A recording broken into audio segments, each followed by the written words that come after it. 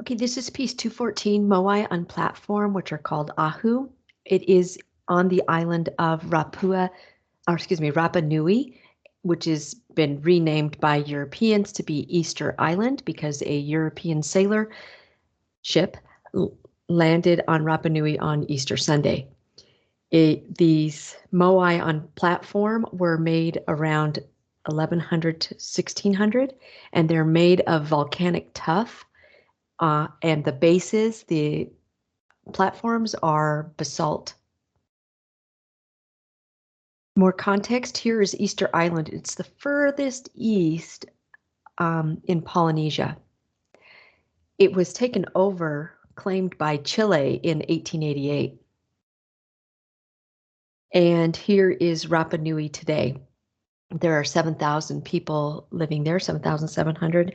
And to get to Rapa Nui today is a 5-hour flight from Chile. Context. We've got some vocabulary here. The word Moai means an ancestor or deity statue. The word Ahu means raised platform that you see here on sacred ceremonial space.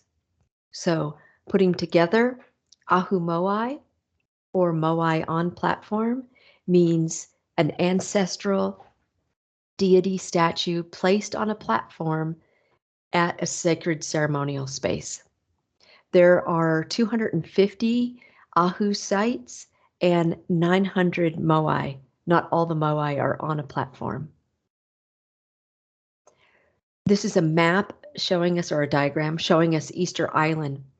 All the green dots are signs where there are Moai that have been finished and they're at their spot or at their home, little destination. The red stars indicate Moai that were on their way somewhere.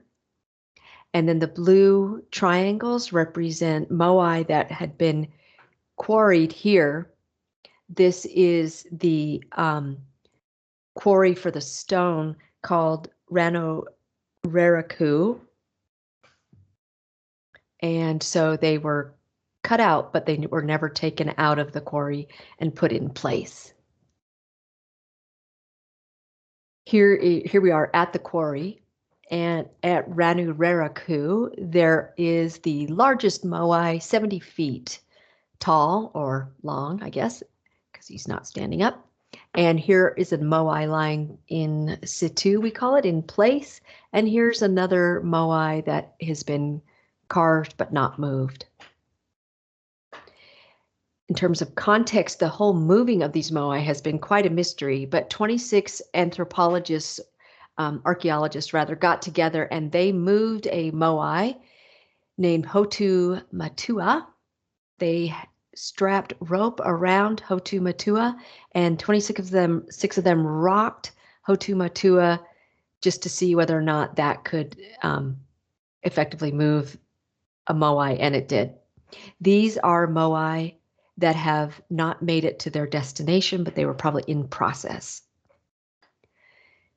More context here, when Christianity arrived in the 1700s, the Moai weren't being made in 1700s, but those that did exist were toppled because for Christianity, this seemed like a pagan idol worship. In about the 1990s, the popularity of the Moai was rekindled, and the Moai have since been put back up in place. Some of them. Okay, form. These are made of volcanic tuff from that quarry. They are monolithic, meaning they're carved out of one piece of rock. They are standing or they're toppled. They face inland with their backs facing the ocean. They're 13 to 20 feet high, those that are in place, and they're 14 tons-ish, of course varies. More form, they're stylized. They're not formed after a particular individual necessarily, or they don't look like an individual. Their heads and torsos are indicative of males. There's no legs. They have protruding brow lines. This one you can kind of maybe see a little bit here. They have upturned gazes looking up, and their ears are long, and they have long arms. So take a look at this guy. Here's long arms with the hands that are like reaching or almost touching in the center of the torso. They have closed lips and yeah. More final form here. Some of them still have in place red top knots that are called pukau, and these are taken from, we think, high-ranking men that had long hair that they wore in a top knot. The substance here is red scoria. It's like a red volcanic substance that was quarried from somewhere else on the island. And those top knots, those pukau, were put on top of the Moai before the Moai was stood up on its platform, we think. Okay, more content that's really pivotal here is that mana, or mana, in Polynesia is a power. It's an essence, it's a presence of a deity or an ancestor, and mana is activated.